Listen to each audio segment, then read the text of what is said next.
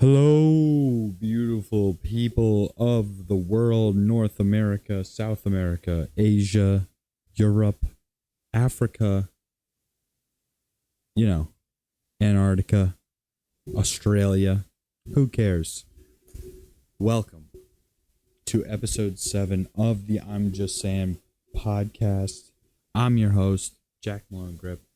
Thank you for clicking on the video. We've got a great show for everyone today. Great show today. It's future season. We're going to be talking about future. The NFL season is coming up. Training camp is underway. And it's time to start making those future bets for later on this year. I'm going to take you through some of my favorites. And I'm going to give you guys a big old parlay that I think is pretty much a lock. You may disagree with me, but it's great value, and that is what we're going to be talking about today. But first, we got a couple things to get into, so we're going to go right ahead and do it. Thank you again for tuning in. Let's get on with the show. All right. So, this week, couple big stories. We'll start with Sean Peyton and Nathaniel Hackett having a big old do in the news. I don't really know why Sean Peyton did this. I'm not saying anything that anyone hasn't heard, but Sean Peyton has to be the dumbest veteran coach of all time in that moment. And to just come in, I mean, obviously the coach got fired before you, so he didn't do a great job. So, I get it. He didn't do great. And there were some things that needed to be changed, and probably there were some things that needed to be aired out to have that change happen. But to just go after a guy who you don't really know and then backtrack so aggressively. I mean, if you're going to say that shit, you kind of have to own it. You kind of have to be a man about it. Fucking Sean Payton just weaseled out of it so quickly. He was like, I had my Fox hat on. You mean you were wrong? I don't know. What does being on Fox have to do with being a horrible human being? That's just me personally. And then, of course, starting his career off New York, Aaron Rodgers just can't not be in the headlines for 15 minutes. And I love Aaron Rodgers, but my God, he always has to get his voice in there. He did his best Will Smith impression. Keep my coach's name out your damn mouth. I don't know. Of course, he's going to defend his coach. He should. It feels like every time that Aaron Rodgers does something, it's just a whiny little stupid thing. Although he did just take a $35 million pay cut for them to get free agents. I believe he said that in a quote, that he actually wants them to have the opportunity to get free agents, and he's happy with the contract because of that. So, big team guy, Aaron Rodgers. We'll see how it works. I don't know how I feel about the Jets this year. There's just so many question marks. But they've got a lot of talent on the field. Garrett Wilson's very good. Aaron Rodgers is a MVP. Breece Hall is good. They're about to sign Dalvin Cook. I mean, the Jets could easily be a force to reckon with, without a doubt. I just don't know if it all comes together so fast, And Nathaniel Hackett today, he responded today, and he was like, yeah, we know it's hard. People make mistakes. Didn't think I would see it. I thought I'd see it when we play each other. I don't know what happened there. But there must be some sort of understanding that everyone came to, because I would have been fucking pissed if I was Nathaniel Hackett and he just shit down my throat. I mean, I already got fired halfway into my first year. Like, it's bad enough for me, Nathaniel Hackett, although I did rebound and then become the offensive coordinator for Aaron Rodgers again, so I'm guarantee you he'll get another crack at it at some point.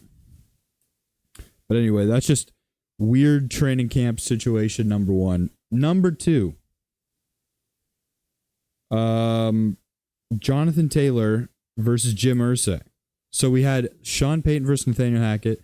We're also experiencing Johnathon Taylor versus Jim Irsay right now.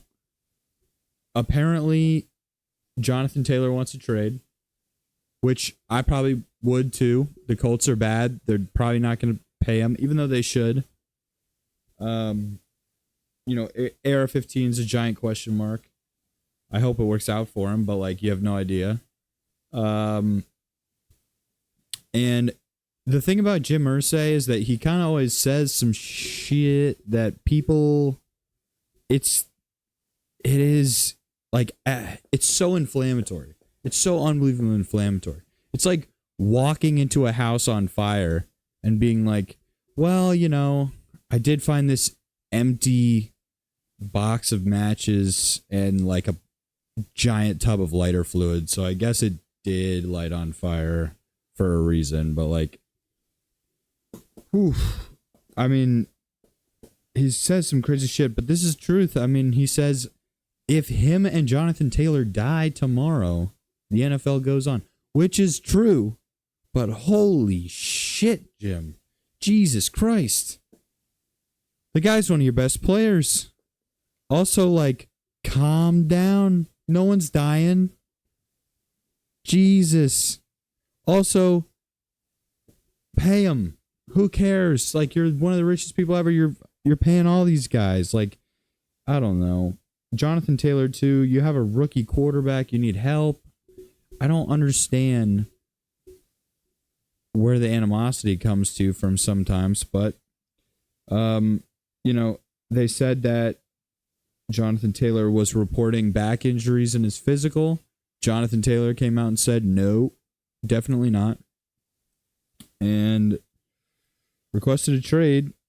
Jim Irsay seems like he is not going to trade Johnathon Taylor anytime soon.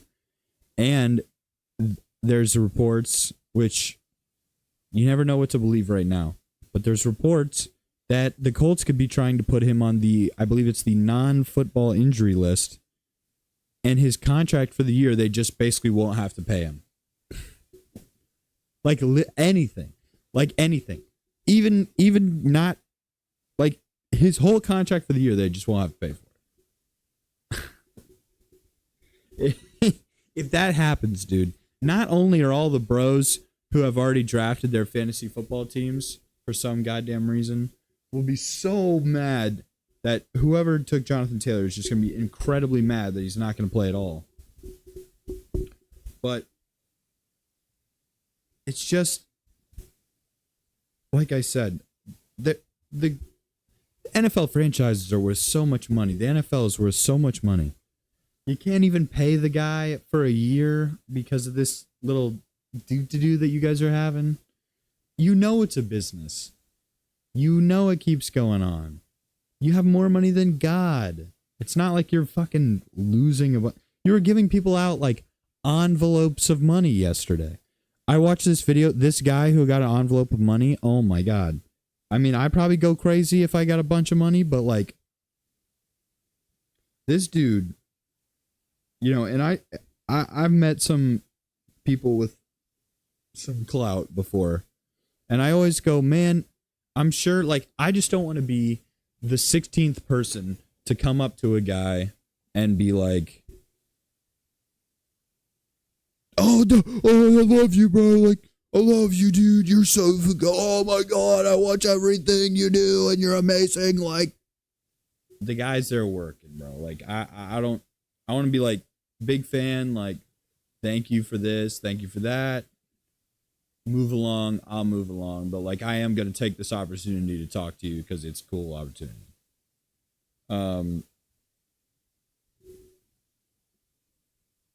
And this guy couldn't have been more of a fanboy weirdo dude if you tried.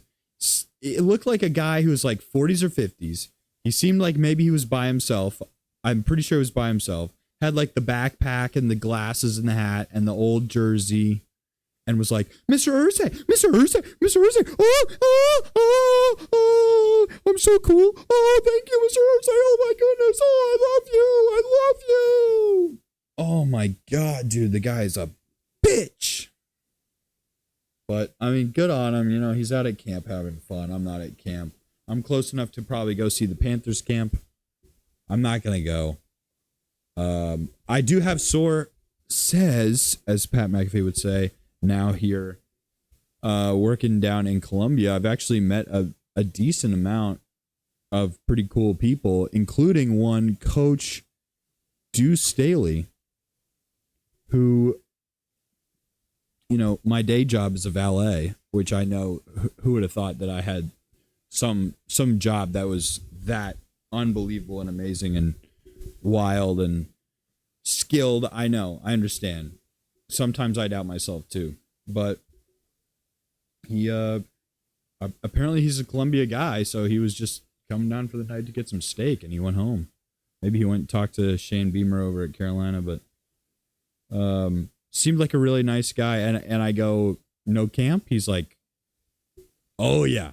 I'm like, all right, shit. He's tired. I'm not trying to piss this guy off, but I mean, he was super nice. He just, you know, long day. He was like still in his long sleeve shirt and shorts. Like he must have just left camp, drove back, and then drove back again. And I go, word on the streets, Johnathon Taylor's for sale. He goes, I know. Like, you guys just found out. And I'm like, oh, Jesus, of course you did.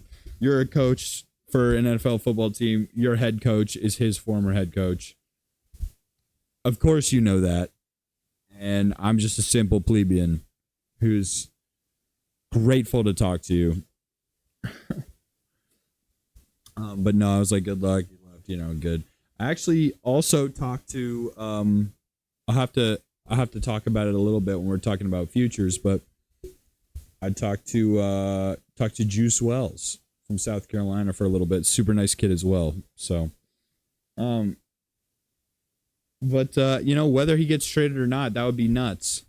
I told Deuce to go after Johnathon Taylor for all my fans, but my hands are tied now. You know, I can't do that shit. So I don't know what's gonna happen there. Jim Irsay though is like this crazy ball of energy, like where he's God. He's like almost God. He has so much power, but he's at the same time infinitely smart and infinitely stupid. Like he's just like the most annoying person in your Republican family, but also a super successful businessman and organization runner who is a Super Bowl champion. So like he's an enigma of a human being. I don't want Jim Irsay to go away because he's such a interesting part of football that's just, he's not like malicious. He's just like, I mean, he is sometimes like this is kind of malicious, but he's like unintentionally malicious.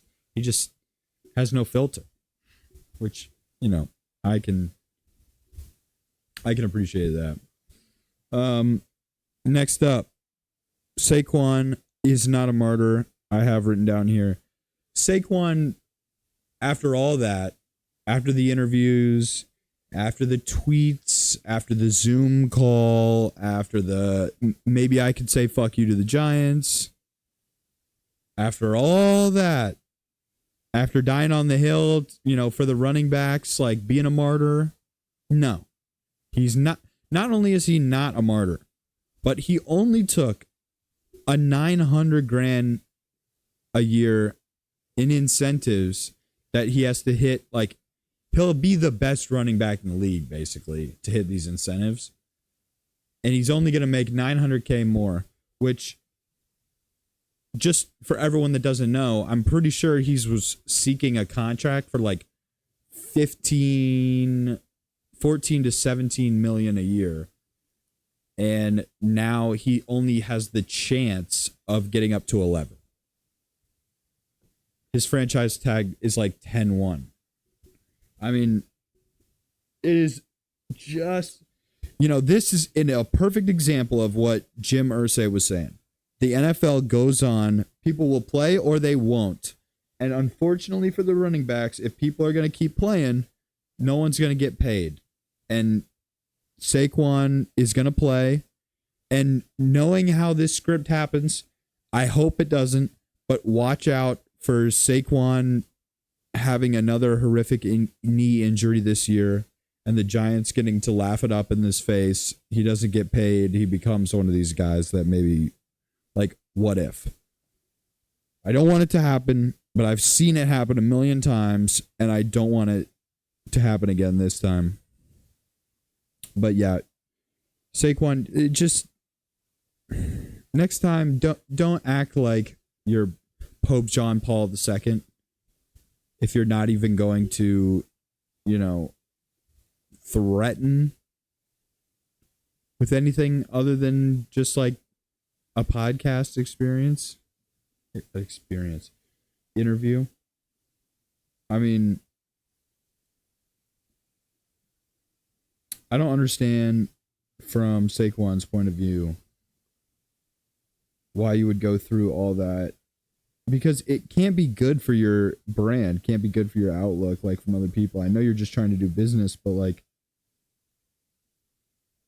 you made it seem like this was a movement that you were starting. You were getting all the backs together, everyone was coordinating, and maybe there's a grand plan. If there's a grand plan, please show me where it is, what it is. I'll be happy to listen, watch, talk, all that stuff. The problem is, I don't think it's going to happen. So, Saquon should have died on that hill, but he didn't, and it's okay. Anyway, all right, next, like I said, training camp underway. It's time. We're here. And I love it. And I'm trying to do everything I can. I've talked about this before the last couple episodes. The thing about training camp for me is that I have a hard time sometimes watching these training camp clips, and I'm just like everyone. I'm a sucker. I've been ready for football for so long, and when I see it, it just scratches that itch in a way that's like infinitely unsatisfying, but in a way that's infinitely addicting. Like, I'll keep scratching. It'll keep scratching that urge, but it'll never be what I want it to be. And just like every other year, there's all these teams. Every team has some guy who's a fourth string guy who's made 2 one-handed catches, and all of a sudden you get a little momentum, and then he could get some reps, and then like he's on Hard Knocks or something, or there's like a Twitter, he says something funny and all the fans love him, but then he gets cut because he's terrible, or because he doesn't get cut, but like he goes to the season, all the diehards, this year, my guy, I'll give you an example. My man to watch for the Steelers is Calvin Austin III. I believe a 3rd round draft pick or 2nd round draft pick a couple of seasons ago. Had a bunch of injuries last season. Had a bunch of injuries. Wasn't really able to play. Super fast. I'm sure he's very talented. And I've, speed translates. So like that one makes me feel better. But,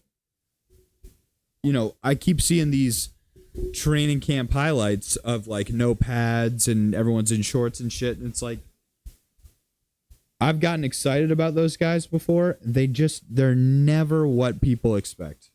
For the most part, they're never like that. And off the top of my head, I can't think of a guy who has been that. And then, oh my God, he's amazing. I remember back in the day, Eli Rogers was another name that all the Steelers internet people were like, watch out for Eli Rogers. I think he maybe had 1 year with like 600 yards or something like that, which is solid. It's just like, you can't buy into the hype. You can't buy into the hype too much. And with training camp comes injuries, of course. And we've had some big ones and some scares already this year. The biggest one so far, Jalen Ramsey, I believe, got carted off with, he had knee surgery. And he's going to be out for like 6 months, I believe. So he is going to be out for a long time, but he will be back later in the season. Like I said, knee surgery. You know, you lose a guy like him. That's a big piece. You go out and trade a lot of draft capital to get him. He gets injured right away. That's bad luck for the Dolphins, but next man up, you drafted Cam Smith, so now he's going to get a lot more playing time. So, you know, you got to look at it as a positive in some ways and keep going. But this is why sometimes these big trades or these big free agent signings are so scary, because you can get one injury like that, and all of a sudden your plan for the year is just thrown out immediately, and you've got to adapt on the fly, you know. And you look across the team, you know, every position, it seems like there's a guy who's very injury prone or scared. You know, it starts up top with Tua. Do I need to say more about Tua? We all know what's going on there. At running back, Myles Gaskin does get hurt a lot, but Mostert, you know, super injury prone. I was like, I know there's a guy. Tyreek Hill has had his injury issues, but he's not so much. Jalen Waddle has had injury issues. Gesicki's had his injury issues. So, you know, that is a team that down there in the heat, I guess, has taken bodies, but like I said, next man up, and you just got to be ready. The next one, Joe Burrow. I swear on my life, I thought this was an ACL for sure watching the video. He just kind of scampers out to the right. All of a sudden, he can't put weight on one of his legs. They said it's a calf injury. I think he'll miss a short amount of time, but it is some time. But I think not gravely concerning, thank God, especially considering we thought maybe out for the season with ACL. But yeah, just a calf injury for him. Naheem Hines out for the season for the Buffalo Bills. Tim Patrick just had a season-ending Achilles injury.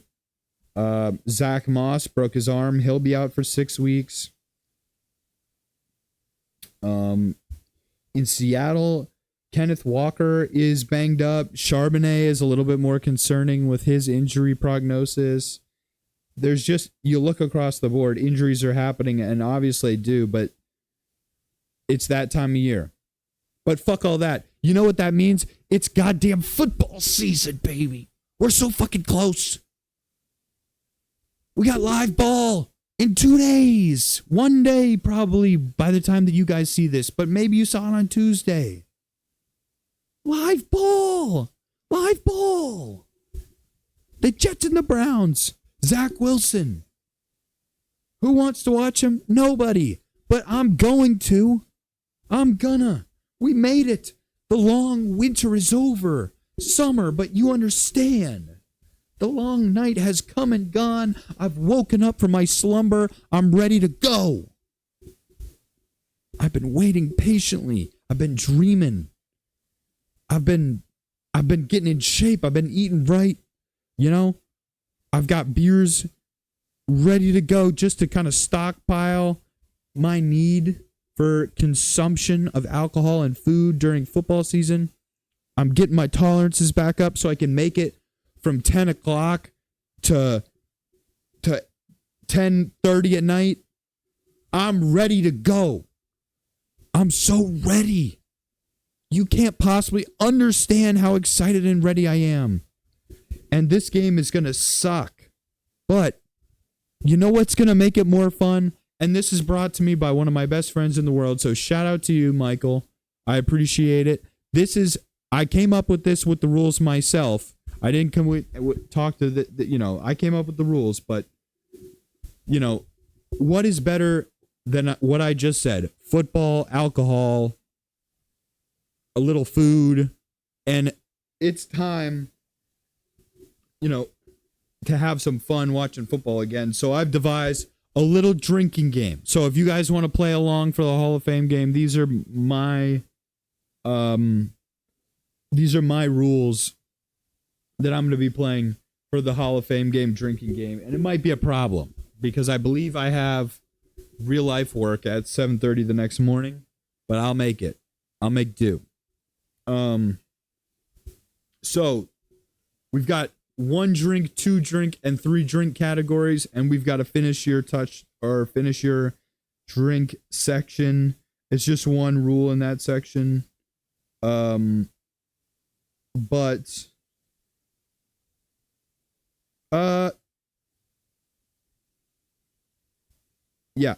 Yep. We're not going to add to it. That's what it's going to be. And for the 1 drinks, we want this to be fun, right? If we're going to play a drinking game, we going to drink. So for 1 drink, anytime there's a false start or an offsides, it's the first preseason game. It's going to happen left and right, or it usually does. So every false start, offsides, 1 drink. There's probably going to be a million of those, probably 10 in the first drive, especially with Zach Wilson at the helm on one of the sides. I have no idea what to expect, but I believe there's going to be a lot of mistakes. So 1 drink for false starts and offsides. Number 2, 1 drink for a change in possession. So anytime the ball goes from one team to the other, that is 1 drink. And that includes a punt, a kickoff, obviously a turnover like an interception or a fumble or something like that. But every time it changes hands. So even if they score and it's 1 drink for changing of the possession. And then every broken or missed tackle, also 1 drink. So every time there's little juke or something like that, little bop, bop, bop, bop, little broken tackle, little move, make you miss. Every missed tackle, broken tackle, that's 1 drink. So I'm preying on the mistakes of everybody, and I'm getting you guys sloppy. No, I mean, drink responsibly, obviously, drink responsibly. But okay, for the 2 drink category. So this one's going to be a little more unoften, but I like these for frequency and for value here. 2 drinks every time there's a fair catch. So every fair catch, I had to throw a special teams in. Every fair catch, that is a 2 drink. So also, it's a punt or a kick. So say it's a kick or a punt, and they fair catch the punt. That is now 3 drinks because of the 2 for the fair catch, 1 for the change of possession. So I think that's a fun one. Could be a lot of punts, considering all the backups are playing as well. But then again, maybe that's because we know it's just preseason, maybe we'll have them go for it on 4th down or something like that. Offensive holding penalties, 2 drinks. Offensive holding in the backfield. I'm not going to include defensive holding because it just doesn't happen as much. It's a 5-yard penalty. We have kind of rules for personal. I'm actually going to modify one of the other rules to include, those kind of situations. But offensive holding in the backfield, anytime it's the worst penalty in the world. It's the most deflating shit in the world. 3rd and long, 2nd and manageable when you get on schedule and you take a 10-yard holding and now you're 2nd and 15. There's nothing more frustrating than watching your big boys back up because someone had to bear hug a dude and wrestle him to the ground for no reason. So offensive holding, that is going to be 2 drinks. And then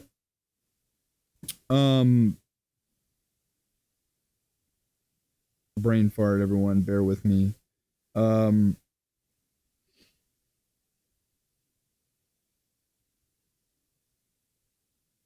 Yeah, those are our 2 drink categories. So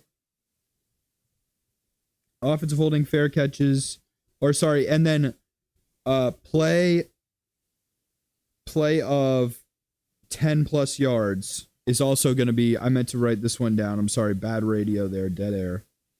Play of 10 plus yards is going to be a two drink category as well. So fair catches, offense holdings, 10-yard plus play, whether it's special teams, offense, or, I'm going to include if there's a defensive interception or something like that, it goes for more than 10 yards. That would be 2 drinks as well, which would be wild if we saw that in the Hall of Fame game, but you never know. I think it's going to be a sloppy time. So, God, I'm so excited. I forget that it's actually here. We're here, baby. It's not real for a while. They're teasing us, but it's shorter than ever the preseason, and I'm so excited. I'm ready. I can't wait, baby. All right. And then for the 3 drink categories, for a field goal, 3 drinks. It's obvious. I'm not a genius, but you know what? It fits too goddamn well. And like I said before, I think the players and teams could be bad. So field goals could be had often. And 3 points for a field goal, it just feels right. It could happen a lot, could happen not at all. But we're going to go with the field goal there for 3. Any 15-yard penalty or personal foul. A personal foul could be not 15-yard, I believe like a defensive holding is a personal foul. We'll say that's 3 drinks as well. But a 15-yard penalty, so pass interference, roughing the passer, helmet-to-helmet hit, chop block, anything like that, that's 15 yards. Maybe if it's a personal foul on offense, there might be some 10-yard situations. But like I said, 15-yard penalty, personal fouls, those are going to be 3 drinks. And then a 20-plus yard play is going to be 3 drinks as well. So 10-plus yards, 2 drinks, 20-plus yards, 3 drinks. And I think, honestly, with just those 1, 2, and 3 categories, you're getting hammered. You're getting hammered for sure. We're having a good old time. You're getting ready for the season. But the cherry on top, when someone scores a touchdown, you got to finish your drink. So, you know what? I'm changing it. I'm changing it. Not finish. Well, let's be tame. It's not real season yet. We can't go crazy. I was going to say maybe we should make that a shot. But I'm going to say right now, we'll just say finish your drink or a total drink, depending. You could do it however you want. House rules. I'll leave it up to the consumer, baby. I'm a businessman. I'll leave it up to the goddamn consumer. So you guys take that. Have a good ass time watching some football. We're here. We made it. God damn it. Tag me on Instagram. Send in your pictures of you following it. How many beers you consumed. I want to see tags. I want to see tweets. Get at me. Have a good time. Hall of Fame game. Enjoy yourself. We finally made it. And it's going to be a great time. And you know what? I'm just happy for you guys. Enjoy the moment. Enjoy the moment. Automotive one, we are back. Had to go get myself some coffee. The energy wasn't here the first half of the episode, so I need to apologize for that right away. But you know what they say? You overpay for coffee and you'll be awake. All right. So, like I said, football's here, and with that comes all the other aspects of football that we love. Like I said before, we love drinking and watching sports. We love eating food and watching sports. And I think the third one that's kind of finally coming around for everybody, and especially for me, I started last year. I'm very excited to get it going this year. But that is picking games and gambling. And it's back. And we're ready. And guess what time of the year it is? It's future season. It's time to look forward and make some predictions. Put your dick and balls on the line and go, I'm the goddamn best and I know what's going to happen. I'm Nostradamus. I have fucking spoken. Okay? Or at least I will have spoken after this segment. All right? It's time. And you know what? There's a lot of uncertainty with a lot of other teams. But not for me. Not for me. I'm excited as a fuck. And I know exactly what's going to happen this year. No, I don't. Look, I'm no idiot, but I do have some picks here. At first glance, I've got a couple college and a couple NFL. And we're going to start in the NCAA. Call me a biased man all you want. Like I said, I live in Columbia. I'm a Carolina guy. But 6.5 is the win total for South Carolina this year. I think the over on that is stealing money from the books. If you look at South Carolina's schedule, they play Furman, Jacksonville State, and somebody else who's a trash can. So that's 3 free wins right there. Then you just need to win 4 out of 6 between Vanderbilt, Vanderbilt maybe have the further win. So forgive me. But between Missouri, Mississippi State, who are both questionable, Florida, who's supposed to be terrible,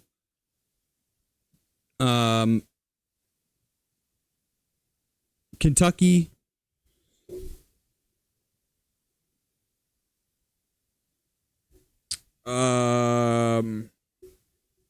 God, my brain is just not working. North Carolina, Texas A&M, and I believe one more. I don't have it in front of me. This is bad podcasting. Bad podcasting. But I think you can win 4 out of 6 on that, no problem. And then you have the extra games on top, the Georgia, Tennessee, and Clemson. I think Tennessee is probably a shellacking. Georgia is probably a shellacking, but it has happened before where in those kind of big games, you never know. Tennessee, after what happens last year, is probably going to be very ready. But regardless, I think they're probably going to compete more in these games. I'm not saying they're going to win. I think those are your 3 losses that are probably 2 losses that you could say not a guarantee, but book it. And I hope. And you know what? I shouldn't say that because I have some source says. As I told you guys, I talked to Juice Wells the other day.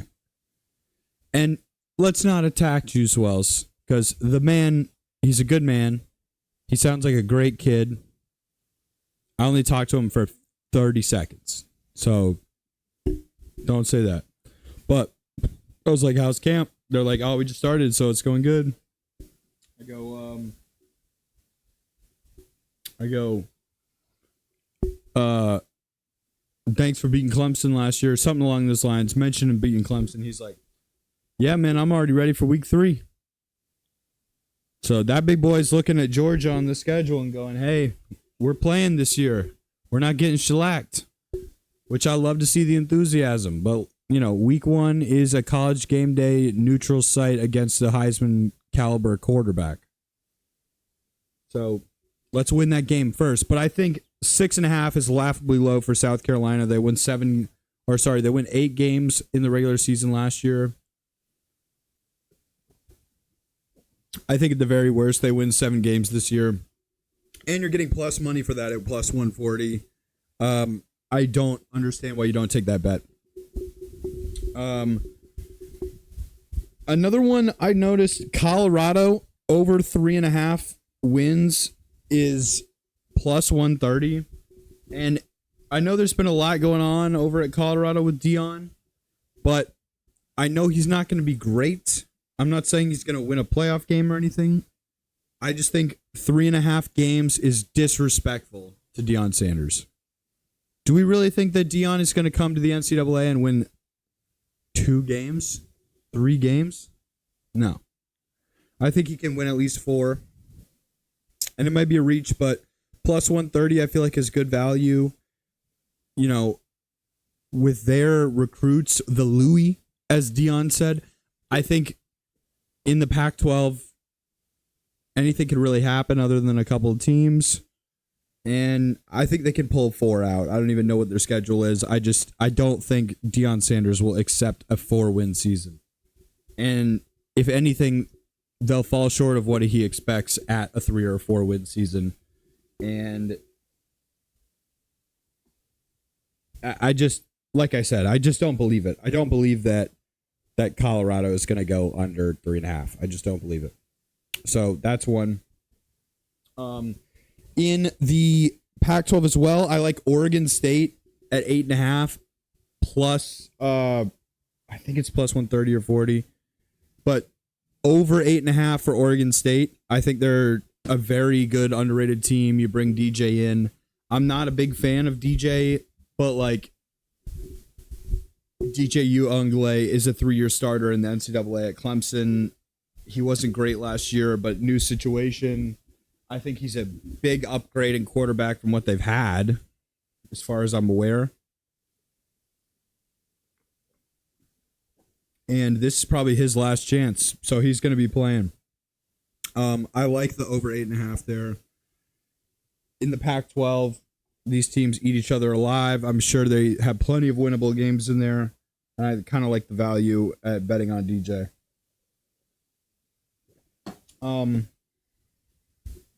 And then a couple ACC. Duke at 6.5 games. I like the over there. Their coach came in, new coach, really turned around the program last year. They did better than they've done in years. They get Clemson early at home. I think the ACC has a lot of teams that lost quarterbacks and will kind of be hapless this year. Duke brings theirs back, I believe. I could be wrong. Do not quote me on that. I'm not an expert. I'm just kidding. I am an expert. And I really like, I've heard a lot of buzz about Duke. I think 6.5 games in an ACC that is up for grabs in a lot of ways is very possible. 7 games.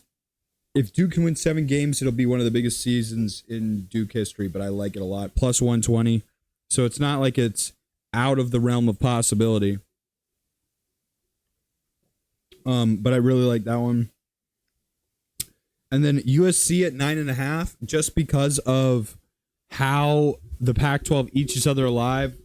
I don't love it, but I wouldn't mind sprinkling the under on 9.5 there. Obviously, you have Caleb Williams, but the Lincoln Riley project still kind of yielded a lot of L's at the end of the year last year in classic USC fashion. So I'm going to take a flyer on the USC under and just see if I can score on some value there. And also Florida State. I don't understand where this Florida State hype is coming from all out of nowhere. Jordan Travis is solid, but did they win 9 games last year? I don't think so. Are they better than Clemson even without DJ and having Cade play this year? I don't think so. Are they, like, I don't see why they can't get beat by North Carolina, and you're getting plus money to go under 9.5. I mean, yes, they play in the ACC, so it makes it easier, but do I see them having a 10-win season? I just don't. I just don't see Florida State having a 10-win season. Only losing 2 games? That means they're probably going to the ACC championship game. Unless that one loss is to Clemson. It's just... And Clemson is good. I mean, I don't know. I really... The Florida State thing has kind of just come out of nowhere, and I don't really know how to feel about it. So I'm going to go with the under on that just for the value, but I don't love it. Those are kind of the ones I see in NCAA, and these are all win totals right now. There's also, I'll have to go through it back again, but I like a couple people in the Heisman that you can like throw as flyers or some division winners. I have picks on those, but I'm going to save those for our division previews, which I'm going to start on the next episode. So stay tuned for that. We're going to start getting some guests on the show and give it a little bit more of a conversation, just me than droning on for an hour. To the NFL, this is my bread and butter. This is where Nostradamus is really going to come alive. You know, I definitely don't know about college football as much as I do about the NFL. And I looked over the numbers today. There's plenty of numbers that are stinky to me, but I think there's some that have really good value. Excuse my cold brew. I'm going to start with the Atlanta Falcons. And like I said, I don't want to ruin my season preview, but I am not high on the Atlanta Falcons this year. I'm going to go with under 8.5. It is even money right now. And I have a hard time thinking that the Falcons are going to go over 900. Obviously, their division is terrible, but their quarterback is not Desmond Ridder, and I don't believe him whatsoever. Obviously, they draft Bijan, but I'm finding a hard time seeing them keeping up with other teams in scoring. Their defense is solid, but I like Carolina's better. I like Tampa's better, and I like New Orleans' defense better than the Falcons. While there is some talent there, I think they'll run it, like I said, a ton, and I just don't know. I think they'll be behind a lot, and they'll probably get handcuffed there because of the quarterback play. So I'm going to say under 8.5 wins for the Atlanta Falcons. That's even money. I also like the Lions at under 9.5 wins.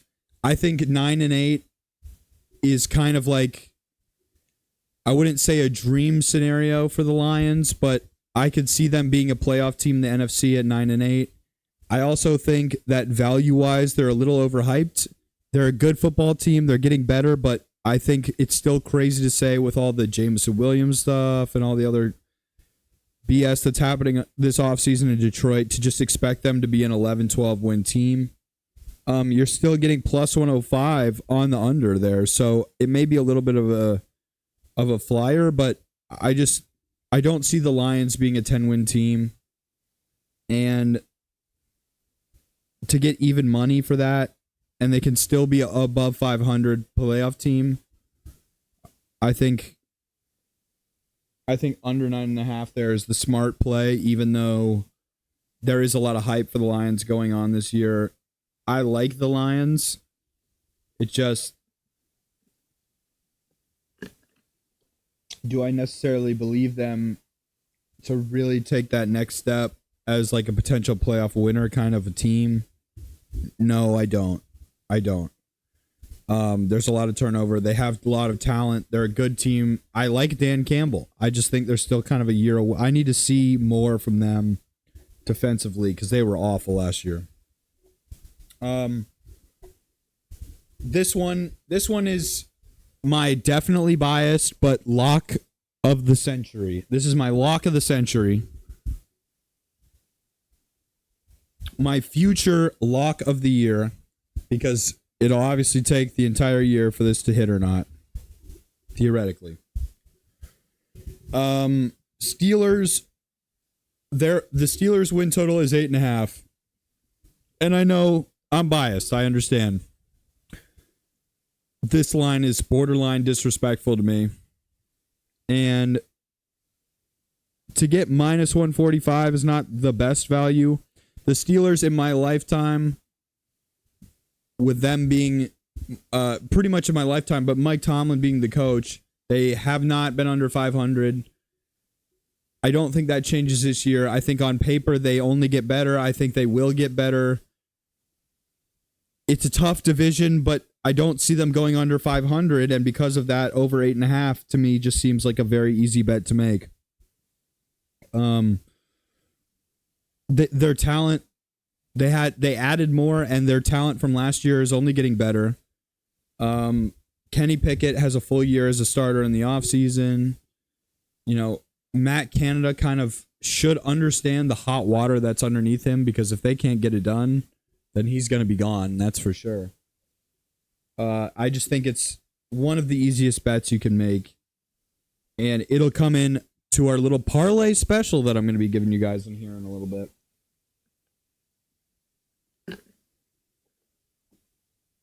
All right. I got 3 more for you.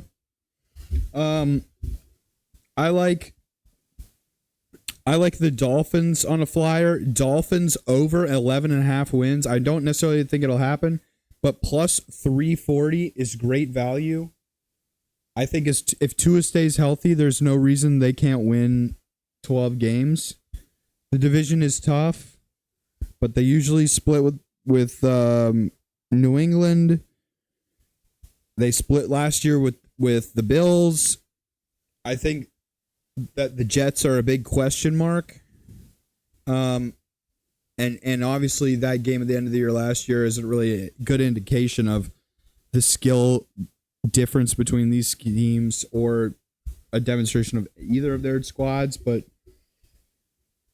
I think there is a path for the Dolphins to get there. So if you want to take a flyer on the value, I really like it.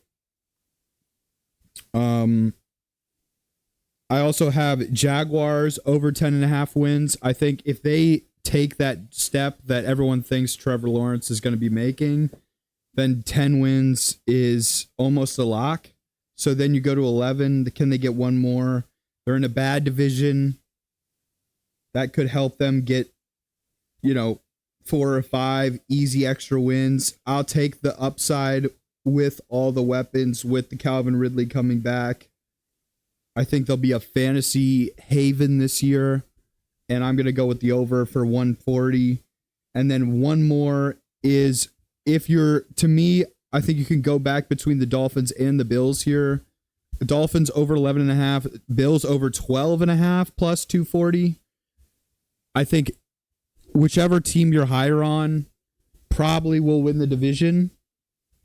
So, because I just don't know about the Jets with all the turnover.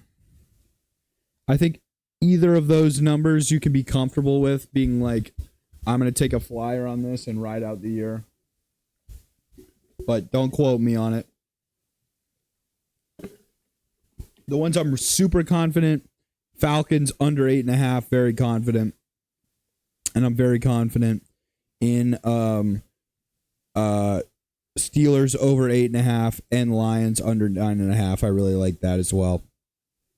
Also, I'm seeing I forgot one in the NCAA. Texas A&M is at 7.5. I think the under on there is a very smart bet. Plus 140. They're getting the plus money, and they play one of the hardest schedules in the country.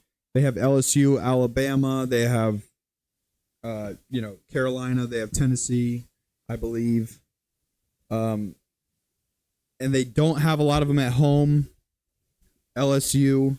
So I think taking the under there is a smart bet. And their talent the last couple of years, regardless of how good it has been in recruiting or whatever, it just hasn't shown up. It just hasn't shown up in any way. All right. Here is my super mega future time fun money extravaganza big bet of the summer. This parlay, according to my calculations, which means putting it into an app and seeing what it spit out, plus 784. It's a 5-legger. All NFL teams. And I think this is easily, this is a great parlay, and I know how this starts every time, so I don't want to hear it. I don't want to hear it at all. This is a winner. This is a big time winner. Plus 784. Big time winner here. 10 to win 780. Sorry, 78. God. Carolina Panthers, over 5.5 games. I believe that's minus 300. I think they're going to win the division this year. People don't want me to say it. I think they're going to win the division. Cleveland, under 9.5. I don't like Deshaun Watson. Obviously, I'm biased, but I think they're going to be last in the division. Under 9.5. I mean, I just think they're going to get eaten up and swallowed by the rest of the division and the rest of the league. Deshaun looked terrible at the end of last year. It's been a long time since he's been a full-time starter, and that guy that we saw in Houston. And help, Amari Cooper's been injury-prone. He's been injury-prone. You never know what's going to happen with them. I'm going to take the under 9.5 on the Cleveland Browns. Lions under 11.5. I already told you I like under 9.5 for the value, but in the parlay, take the extra couple of points. Steelers over 8.5. I told you that's my lock of the summer. And then the Seahawks over 8.5. I think they're at least a 500 football team, and 500 is no more. So that means 9-8 is a no-brainer. I think they're a playoff team for sure. The way they ended the season last year, assuming that Geno Smith can just stay healthy and play as efficiently as he did last year, I think there's no reason they don't make the playoffs again. And that is it. So Carolina over 5.5, Cleveland under 9.5, Lions under 11.5, Steelers over 8.5, Seahawks over 8.5. That's a 5-legger. I think it's a lock. I think it's a lock. Bet your house on it. No, don't do that. Don't do that. Bet responsibly. Have fun. But I think that is one of the best picks I've ever given out to you guys. It's future season. If you want to have some fun, go ahead. It's time. Make your picks. You know, I will say I didn't want to give you everything because, like I said, I'm about to do these division previews for you guys, and I want to kind of have those predictions in there, so I don't want to give them to you too early. I don't want to blow my wad, but this is kind of the time too. If you like a team, you know, I've always liked the Chargers. I've been high on them for a couple years now. I think the only reason that Justin Herbert isn't in that top 3, top 4 category for best in the NFL is because they haven't won the playoff game, and especially of how the game ended last year. Don't necessarily think that's his fault, because the numbers say he's a generational talent, and the eye test tells you the same thing. They have talent all over the place. Maybe not, but like if you want to take a flyer on a team like that to win the AFC, this is the time. And like I said, I think I'll have that, you know, division winners. I'll definitely give you those during the division preview episodes, which I said should start as early as the end of this week or the beginning of next week. I'm very excited to bring those to you guys. I just want to say one more time, thank you so much for tuning in. I know this is a lot. It's a little ridiculous, but you know what? Football's here. We're going to watch it, and I'm going to talk about it. I love talking to you guys. Thank you very much. Make sure to like, make sure to comment, subscribe, hit the notification bell, do whatever you can. Follow me on my socials, at JackGrippe on Twitter. I am at ImJustSayin Pod on TikTok. ImJustSayin.pod, I think, on TikTok or Instagram. I don't know. It'll be linked in the description. Just hit the video. And then this will get clipped up, so watch the clips, you know, show them some love. And tweet me how you do in the drinking game. I want to see pictures of empty cans. So I will see everybody soon. Happy football. Congratulations. We made it. Enjoy yourselves on Thursday. And if I don't see you before then, which I almost certainly won't, happy football.